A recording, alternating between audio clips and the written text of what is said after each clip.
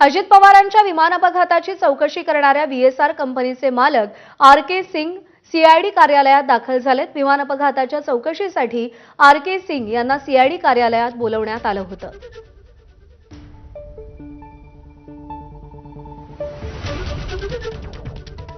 अजित पवारांच्या विमान अपघातानंतर व्हीएसआर कंपनीवरती अनेक आरोप प्रत्यारोप करण्यात आले। सगळ्यांच्या निशाण्यावरती व्हीएसआर कंपनी होती आणि आता व्हीएसआर कंपनीचे मालक आर.के. सिंग सीआयडी कार्यालयात दाखल झाल्याची माहिती मिळतेय। अजित पवारांच्या विमान अपघाताचा तपास सीआयडी कडून केला जातोय आणि त्या संदर्भात पुढे चौकशी करण्यासाठी व्हीएसआर कंपनीचे मालक आर.के. सिंग यांना सीआयडी कार्यालयामध्ये बोलवण्यात आले आणि ते सीआयडी कार्यालयामध्ये पोहोचल्याची माहिती मिळतेय।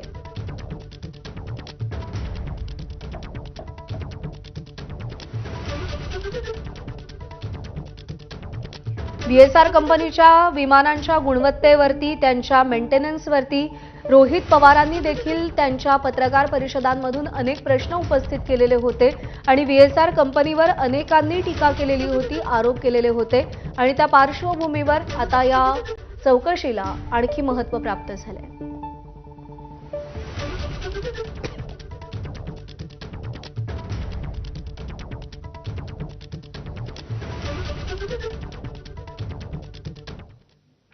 शरद पवार यांनी आज